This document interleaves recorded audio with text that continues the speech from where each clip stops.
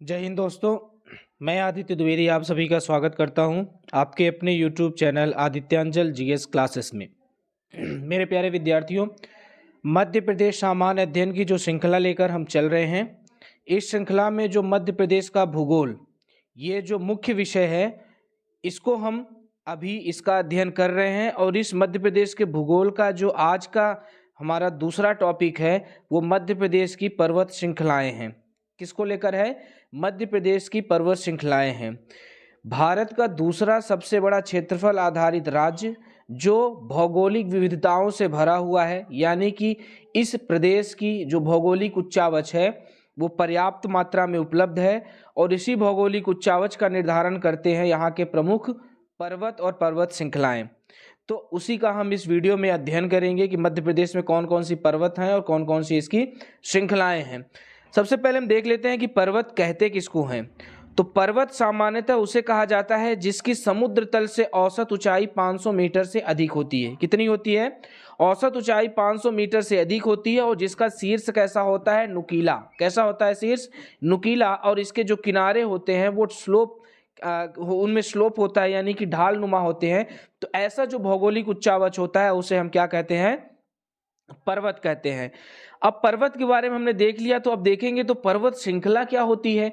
तो जब पर्वत श्रृंखला को हम क्या कहेंगे? जब एक या एक से अधिक पर्वतों का समूह मिलता है और ये समूह जिस उच्चावच का निर्माण करता है, इसी उच्चावच को हम पर्वत श्रृंखला कहते हैं। और इस प्रकार से मध्य प्रदेश में कुल 2 पर्वत श्रृंखलाएं विद्यमान हैं। कितनी पर्वत श्रृंखलाएं हैं? 2 पर्वत श्रृंखलाएं विद्यमान हैं। एक तो विंध्याचल पर्वत श्रृंखला और दूसरी अपनी आती है सतपुड़ा पर्वत श्रृंखला। कौन सी आती है? सतपुड़ा पर्वत श्रृंखला। तो मध्य प्रदेश में कितनी पर्वत श्रृंखलाएं हैं? मुख्यतः 2। अब इन दोनों पर्वत श्रृंखलाओं की 3-3 श्रेणियां हैं। कितनी श्रेणियां हैं? 3-3 श्रेणियां हैं। अगर हम बात करें विंध्याचल पर्वत की, तो पश्चिम से पूर्व की ओर इसकी 3 श्रेणियों में जो सबसे पश्चिमी है वो विंध्याचल पर्वत श्रेणी है, फिर मध्य में भांडेर श्रेणी है और पूर्व में कौन सी है? कैमूर श्रेणी है। इसी प्रकार से अगर हम सतपुड़ा पर्वत श्रेणी की बात करते हैं तो जो पश्चिमी भाग है इसका राजपीपला है, मध्य भाग जो है महादेव है और जो पूर्वी भाग है मैकाल श्रेणी है। अब ये तो हमने लिखित रूप में ये इनके प्रकार देख लिए, लेकिन स्पष्ट रूप से ये हमें समझ में आए इसके लिए हम इसको मैप के द्वारा समझने का प्रयास करेंगे। तो ये हम मैप देख रहे हैं जिनमें दोनों पर्वत श्रृंखलाओं के साथ साथ हमने अन्य पर्वतों को भी मध्य प्रदेश के मैप में इंगित किया हुआ है। ठीक, तो अब इस मैप को अगर आप देखोगे तो मैप में 2 पर्वत श्रृंखलाएं नजर आएंगी। तो ये जो 3 पर्वतों का ये जो समूह बना हुआ है इसे विंध्याचल पर्वत श्रेणी कहते हैं। क्या कहते हैं? विंध्याचल पर्वत श्रृंखला कहते हैं। और ये जो 3 पर्वत हैं इनको मिलाकर क्या बनता है आपका? सतपुड़ा पर्वत श्रृंखला। कौन सा बनता है? सतपुड़ा पर्वत श्रृंखला बनता है। क्लियर?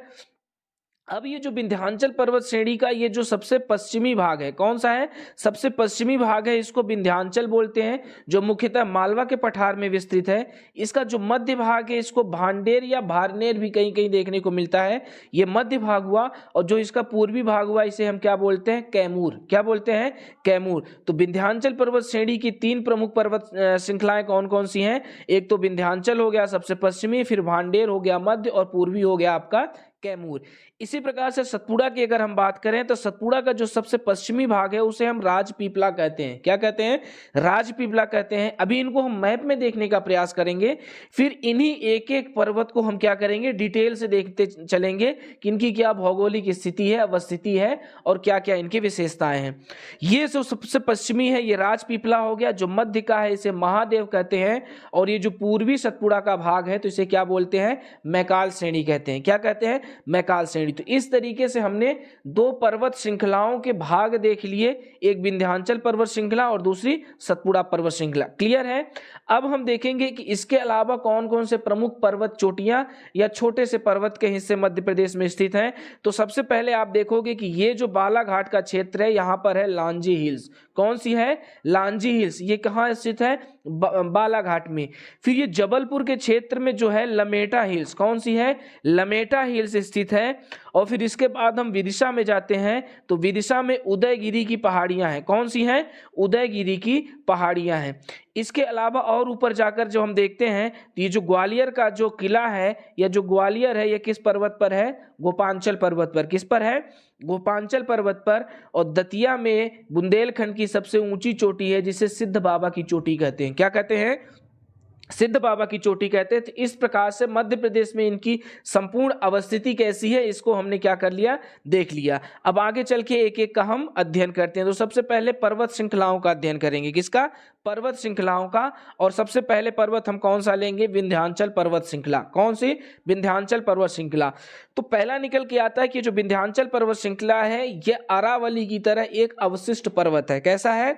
अवशिष्ट पर्वत है। अवशिष्ट पर्वत प्रायः सबसे प्राचीन पर्वत होते हैं और ये बदलते समय के अनुसार या लंबी अवधि के बाद ये जो पर्वत होते हैं ये अपक्षय अपर्दन के कारण इनका एक बड़ा सा हिस्सा क्या हो जाता है? इनसे अलग हो जाता है और इनका एक अवशेष मात्र पर्वत के रूप में बचता है जिन्हें हम अवशिष्ट पर्वत कहते हैं। क्लियर?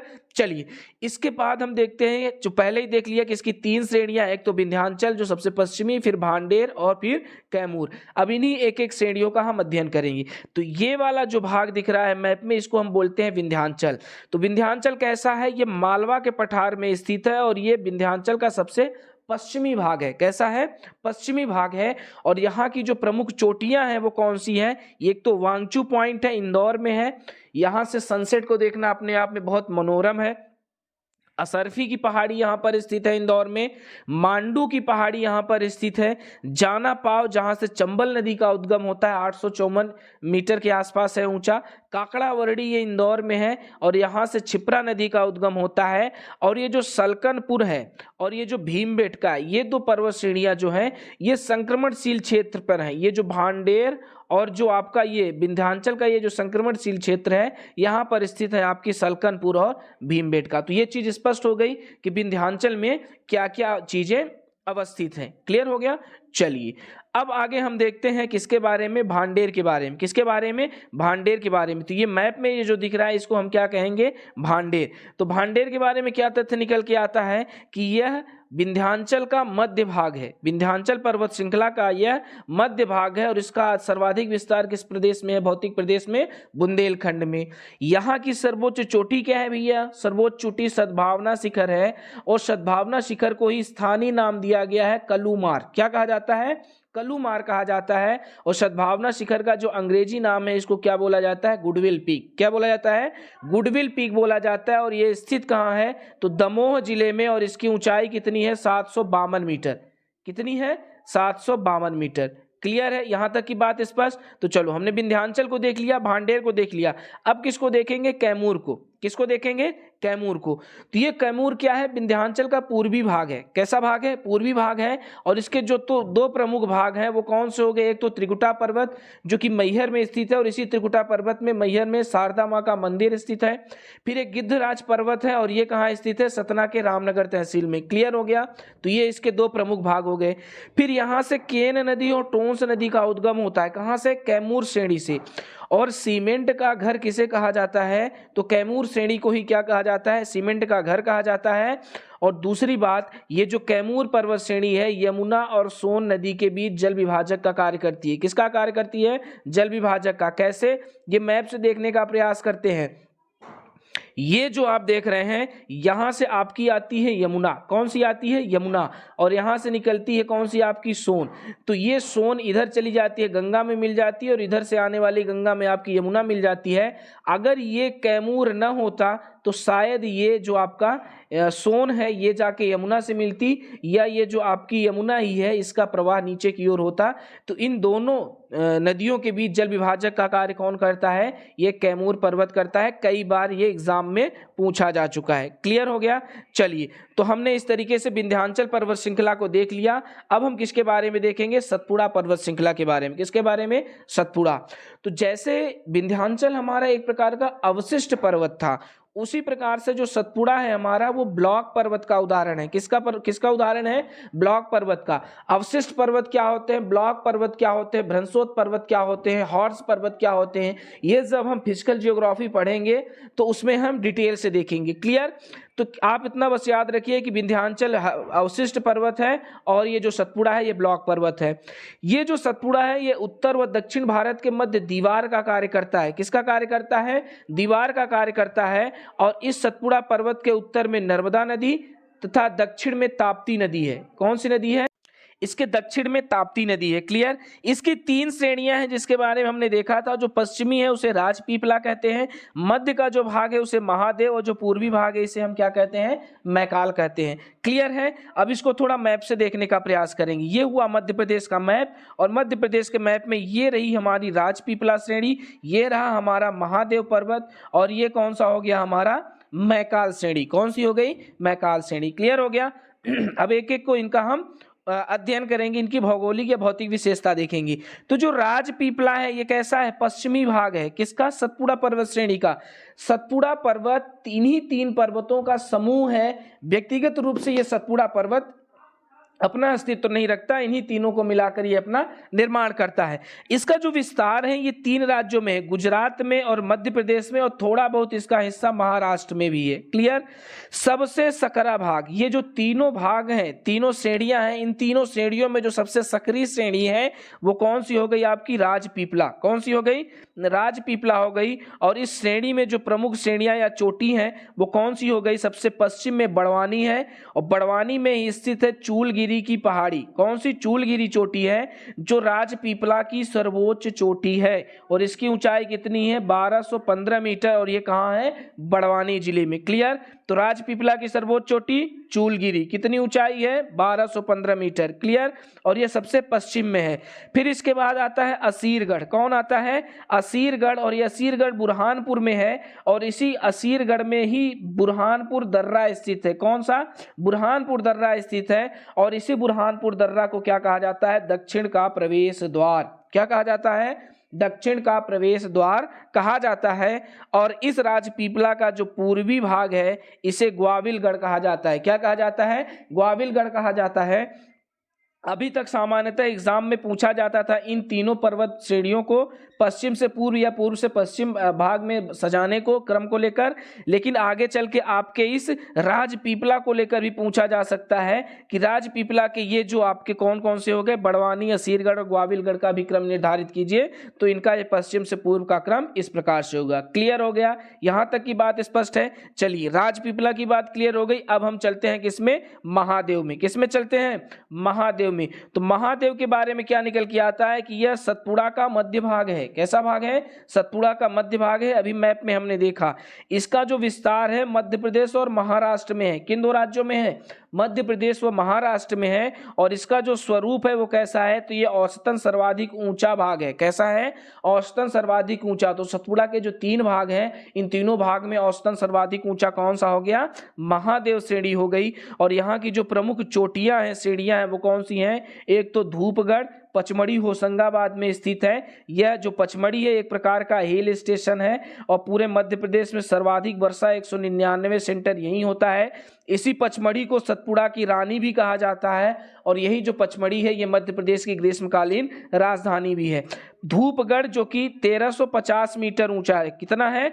1350 मीटर ऊंची चोटी है, और ये प्रदेश की सबसे ऊंची चोटी है। सतपुड़ा की भी सबसे ऊंची चोटी है और मध्य प्रदेश की भी सबसे ऊंची चोटी है, जिसकी ऊंचाई कितनी है? 1350 मीटर। इसके बाद जो दूसरी सबसे ऊंची चोटी मध्य प्रदेश की है वो चौरागढ़ है, और जिसकी ऊंचाई है 1330 मीटर। कितनी है? 1330 मीटर। इसके अलावा नंदीगढ़ और कालीभीत भी यहाँ की क्या है?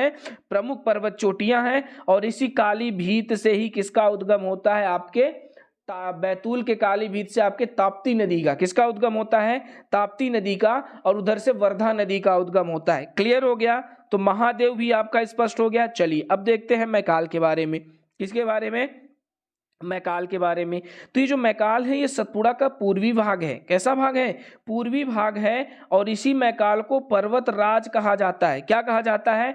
पर्वतराज। तो किस पर्वत श्रेणी को पर्वतराज की उपाधि मिली है? तो मैकाल श्रेणी को। किसको मिली है? मैकाल श्रेणी को। इसका विस्तार कहाँ है? तो मध्य प्रदेश और छत्तीसगढ़ में। मैकाल श्रेणी का विस्तार कहाँ है? मध्य प्रदेश और छत्तीसगढ़ में है। और इसका स्वरूप कैसा है? तो औसतन सर्वाधिक चौड़ा है। मैंने राजपीपला के बारे में बताया कि सर्वाधिक सकरा भाग है, महादेव के बारे में बताया कि औसतन सर्वाधिक ऊंचा भाग है, और मैकाल श्रेणी के बारे में बताया कि औसतन सर्वाधिक चौड़ा भाग है। और इस मैकाल का जो पूर्वी सीमा है या जो पूर्वी भाग है यह किस आकार का है? अर्धचंद्राकार। कैसा है? अर्धचंद्राकार है। यहां तक की बात स्पष्ट। चलिए, मैकाल श्रेणी की जो सर्वोच्च चोटी है वो किसे कहा जाता है? तो अमरकंटक को। किसे कहा जाता है? अमरकंटक को। और इसकी ऊंचाई कितनी है? इसकी ऊंचाई है, माफ कीजिएगा, इसकी ऊंचाई है 1066 मीटर। कितनी है? 1066 मीटर है। और ये मैकाल की मध्य प्रदेश में सबसे ऊंची चोटी है। कौन? अमरकंटक। लेकिन मैकाल श्रेणी की सबसे जो ऊंची चोटी है वो है बदरगढ़, जो कि कहाँ है? छत्तीसगढ़ में है। और इसकी ऊंचाई कितनी है? 1176 मीटर। तो मैकाल की ओवरऑल सबसे ऊंची चोटी कौन सी हो गई? बदरगढ़, 1176 मीटर, जो कि छत्तीसगढ़ में है। लेकिन मैकाल की मध्य प्रदेश में जो सबसे ऊंची चोटी है अमरकंटक, जिसकी ऊंचाई 1066 मीटर है, और ये अनूपपुर जिले में स्थित है। इसके अलावा मध्य प्रदेश और छत्तीसगढ़ के बीच जो 7 किलोमीटर का विवादित क्षेत्र है जिसे किरार घाटी कहा जाता है, और यहीं पर दूसरा मध्य प्रदेश का बायोस्फीयर रिजर्व है जिसे यूनेस्को में शामिल किया गया है, अचानक मार। ये दोनों संयुक्त रूप से मध्य प्रदेश और छत्तीसगढ़ में फैले हैं, और ये भी किसके भाग हैं? मैकाल श्रेणी के ही भाग हैं। क्लियर हो गए यहाँ पे? फिर अगला जो इंपॉर्टेंट चीज निकल के आता है कि ये जो मैकाल श्रेणी है ये सर्वाधिक वन व खनिज वाला भाग है। कैसा भाग है? सर्वाधिक वन और खनिज किस पर्वत श्रेणी में पाए जाते हैं? तो मैकाल में। तो इस तरीके से हमने दोनों पर्वत श्रृंखलाओं को, विंध्याचल पर्वत श्रृंखला और सतपुड़ा पर्वत श्रृंखला के तीनों भागों को हमने देखा, उनके अंदर की विशेषताओं को देखा, मध्य प्रदेश में उनकी अवस्थिति देखी। अब इसके बाद जो शेष बचता है पर्वतों को लेकर प्रमुख बिंदु हैं उनको हम देख लेते हैं। क्लियर है? चलिए, तो क्या निकल के आता है कि जो बुंदेलखंड की सर्वोच्च चोटी है वो सिद्ध बाबा की चोटी है। कौन सी चोटी है? सिद्ध बाबा की चोटी है, 1172 मीटर, और ये कहाँ स्थित है? दतिया में। कहाँ स्थित है? दतिया में। क्लियर हो गया? चलिए, फिर क्या निकल के आता है कि ये जो आपका मध्य प्रदेश और सतपुड़ा की दोनों की, मध्य प्रदेश की और सतपुड़ा की दोनों की जो सर्वोच्च चोटी है वो कौन सी है? धूपगढ़ है, जो महादेव के भाग में है या सतपुड़ा के भाग में है, और 1350 मीटर इसकी क्या है? ऊंचाई। मालवा की सर्वोच्च चोटी की अगर हम बात करें तो मालवा की जो सर्वोच्च चोटी है वो सिगार है, 881 मीटर, और ये कहाँ स्थित है? इंदौर में। कहाँ है? इंदौर में। जो लॉन्जी हिल्स है ये बालाघाट में है, और जो लम्हेटा हिल्स है ये कहाँ स्थित है? जबलपुर में। क्लियर हो गया? जो आपका ग्वालियर का किला है ये किस पर्वत पर स्थित है? तो गोपांचल पर्वत पर। किस पर स्थित है? गोपांचल पर्वत पर। और जो भारत का हमारा अपना राष्ट्रगान है उस राष्ट्रगान में किस पर्वत का उल्लेख किया गया है? तो विंध्याचल पर्वत का। किसका उल्लेख किया गया है? विंध्याचल पर्वत का। क्लियर है? चलिए, इसके अलावा क्या निकल के आते हैं? अन्य तथ्य निकल के आता है कि उदयगिरी की गुफाएं। कौन सी गुफाएं? उदयगिरी की गुफाएं, जो कि जिनकी संख्या 20 है, और ये गुफाएं कहाँ हैं? विदिशा में है। और ये किस पर स्थित है? तो उदयगिरी की पहाड़ी पर। किस पर स्थित है? उदयगिरी की पहाड़ी पर। तो ये छोटी छोटी पहाड़ियां हैं। क्लियर? फिर हम बात करते हैं भोपाल शहर की। किसकी बात करते हैं? जो भोपाल शहर है ये 5 पहाड़ियों पर स्थित है। किस पर स्थित है? 5 पहाड़ियों पर स्थित है। और इन 5 पहाड़ियों को हमने एक ट्रिक से समझाने का प्रयास किया है, और ये ट्रिक हमने क्या बनाया है? नासिक। क्या बनाया है? नासिक। एन से हो गया न्योरी, ए से हो गया अरेरा, एस से हो गया श्यामला, आई से हो गया ईदगाह, और के से हो गया कटारा। तो भोपाल किन 5 पर्वतों पर है? न्योरी, अरेरा, श्यामला, ईदगाह और कटारा। क्लियर? इनका फॉर्मूला क्या है? ट्रिक क्या है? नासिक। क्या है? नासिक। अब हम थोड़ा मध्य प्रदेश के पर्वतों को लेकर और नदियों को लेकर एक स्थिति देख लेते हैं। तो जो मध्य प्रदेश है ना, इसके जो सबसे उत्तरी जो पर्वत श्रृंखला है वो कौन सी हो गई? विंध्याचल। कौन सी हो गई? विंध्याचल। फिर इसके बाद कौन आती है? सतपुड़ा। कौन सी आती है? सतपुड़ा श्रृंखला। फिर आती है अजंता, जो कि मध्य प्रदेश में नहीं है, ये एकमात्र ऐसी पर्वत श्रृंखला है जो महाराष्ट्र में फैली है। तो प्रश्न भी पूछा गया है कि ऐसा एकमात्र पर्वत जो सिर्फ एक ही राज्य में फैला है जिसका विस्तार है, वो कौन सा है? अजंता है। तो अजंता और सतपुड़ा के बीच से जो नदी निकलती है वो हमारी कौन सी हो गई? ताप्ती नदी। कौन सी हो गई? ताप्ती नदी। और विंध्याचल और सतपुड़ा के बीच में कौन सी नदी बहती है? नर्मदा नदी बहती है। और ये दोनों नदियां भ्रंश घाटी में बहती हैं और ये दोनों नदियां पश्चिम की ओर बहने वाली भारत की सबसे बड़ी नदियां हैं। और ये दोनों नदियों का ढाल तीव्र होने के कारण ये अरब सागर में डेल्टा का निर्माण न करके किसका निर्माण करती हैं? एस्चुरी का निर्माण करती है। किसका निर्माण करती हैं? एस्चुरी का निर्माण करती हैं। क्लियर हो गया?